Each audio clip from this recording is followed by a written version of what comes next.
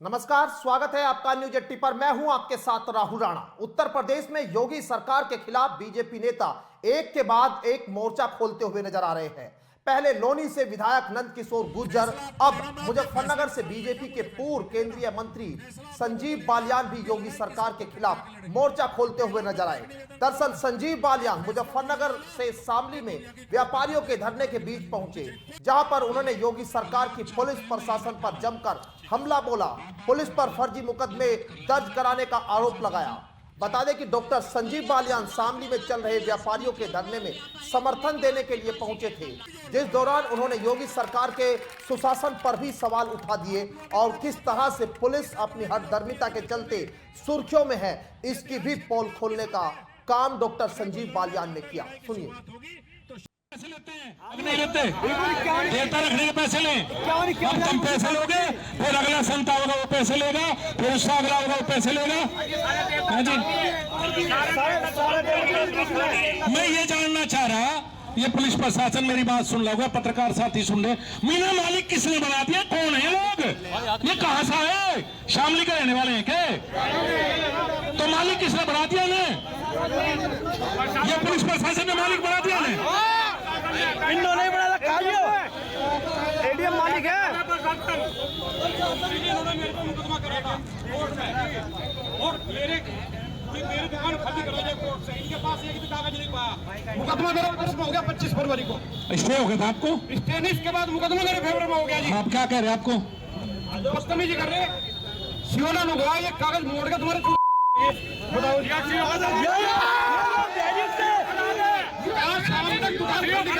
और इसलिए कोई सब लोड काम नहर में फेंक देंगे। कौन सा मोड़ देगा हमारे कागज? हम इसे मोड़ देंगे। डरने की बात नहीं भाई साहब, ले लो अपने अधिकारों को लेना चाहिए, अधिकारों के लिए। ये नहीं होती बात कि एक्सियों से डर जाएंगे हम लोग, अपने अधिकारों के लिए लड़ना पड़ेगा।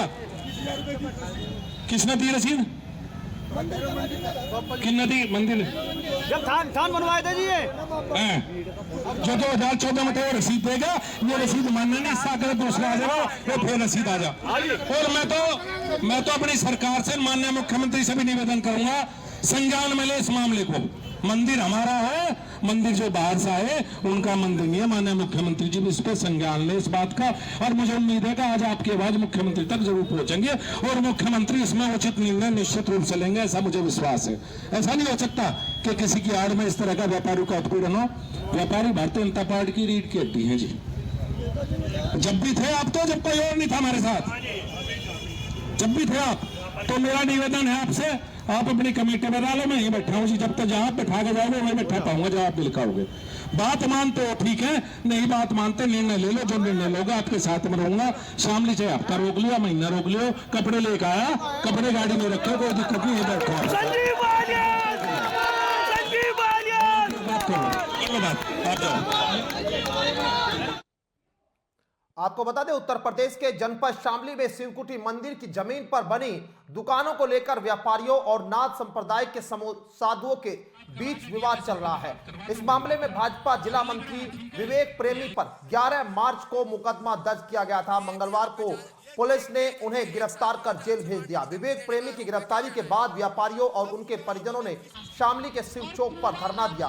भाजपा नेता और पूर्व मंत्री संजीव बालियान घटनास्थल पर पहुंचे और पुलिस प्रशासन पर एक तरफा कार्रवाई करने का आरोप लगा दिया। उन्होंने कहा कि विवेक प्रेमी पर फर्जी मुकदमा दर्ज कर उन्हें जेल भेजा गया है।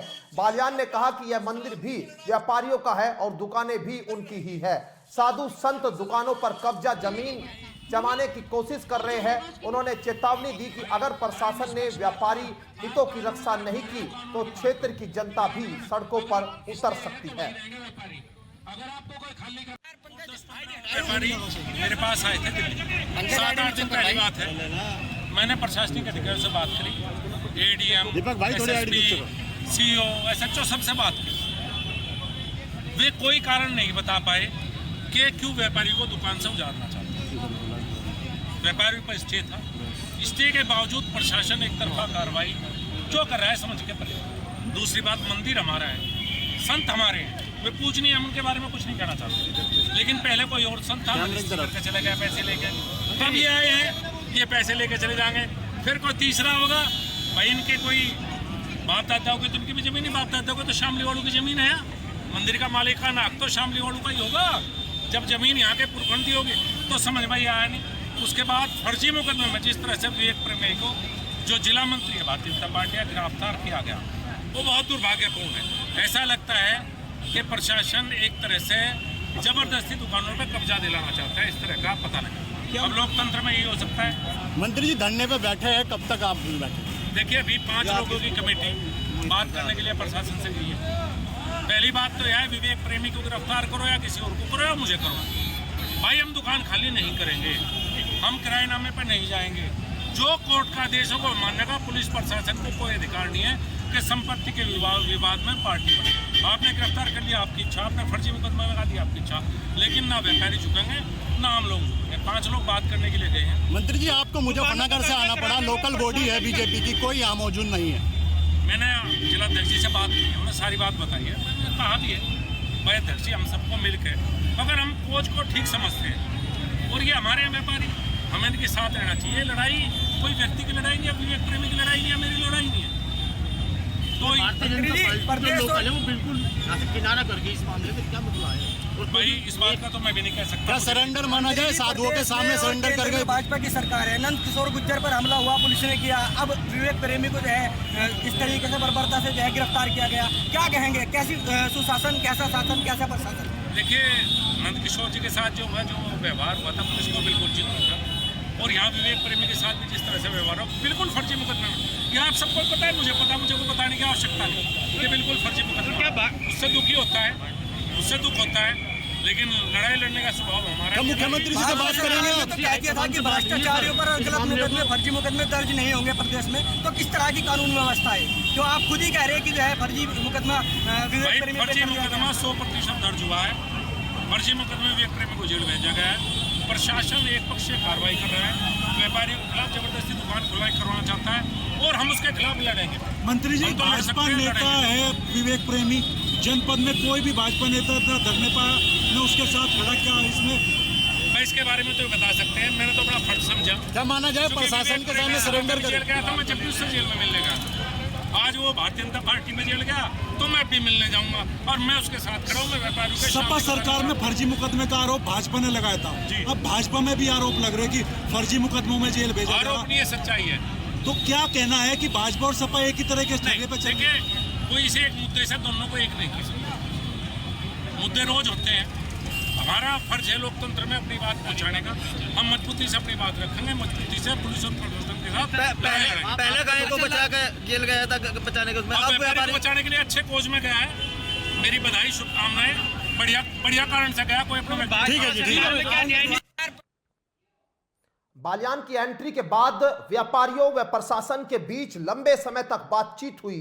व हंगामे के बाद व्यापारियों का धरना खत्म हो गया और बालियान की चेतावनी के बाद प्रशासन बैकफुट पर आता हुआ अब नजर आ रहा है। इस दौरान बीजेपी नेता विवेक प्रेमी की मां का बयान भी सामने आया है, वो भी सुनाते हैं आपको।